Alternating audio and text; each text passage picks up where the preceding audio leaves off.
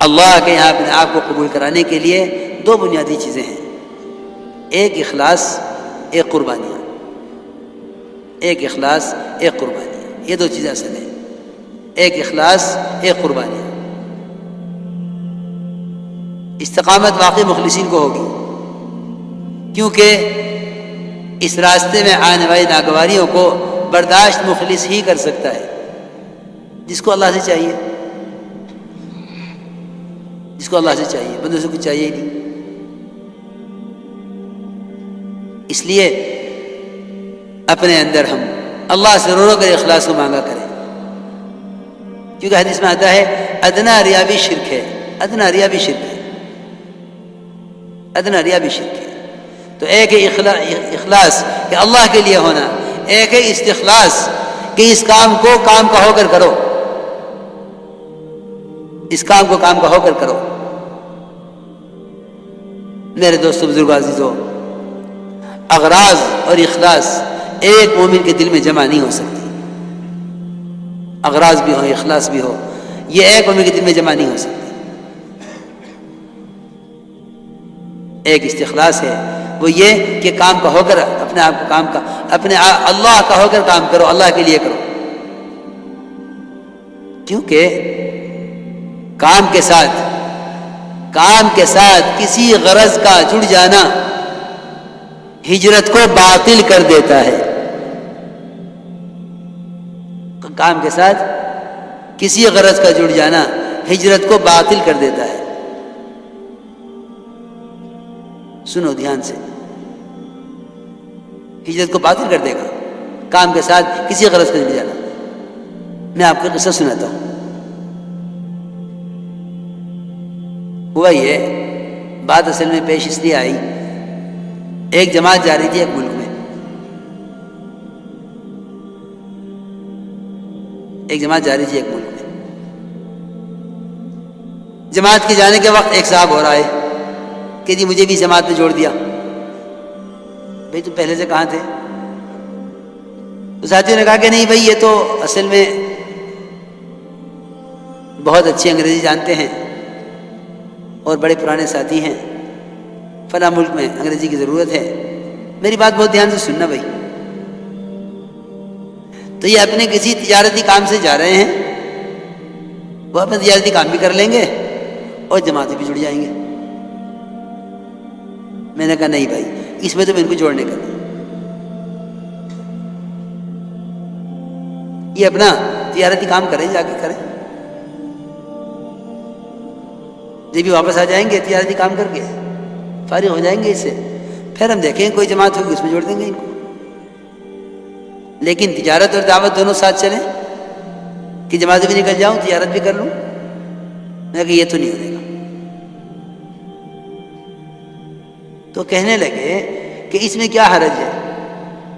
میں نے کہا دیکھو بات یہ ہے کہ ہم سیرت پر کبھی غور نہیں کرتے کہ ہمارے کام کا طریقہ مزاج، ہمارے کام کا طریقہ کیا ہے، مزاج کیا ہے۔ تو میں نے تو ان کو واقعہ سنایا کہ عمر رضی اللہ تعالیٰ عنہ نے اپنے ساتھی سے یہ فرمایا کہ جو شخص اللہ کے راستے میں نکلے، اللہ کے کلمے کو بلند کرنے کے لیے، اللہ کے دین کو پھیلانے کے لیے، اور پھر وہ شخص غیروں کے ہاتھوں قتل کر دیا جاوے، تو تم اس کو شہید مت کہو۔ ساتھیوں، عرض کیا مومنین، ایک آدمی اللہ کے راستے میں نکلا ہے، ایک آدمی اللہ کے راستے میں نکلا ہے اللہ کے کلمے کو بلند کرنے کے لیے، اللہ کے دین کو پھیلانے کے لیے، پھر وہ شہید کر دیا گیا، اس کی شہادت میں کیا شک ہے؟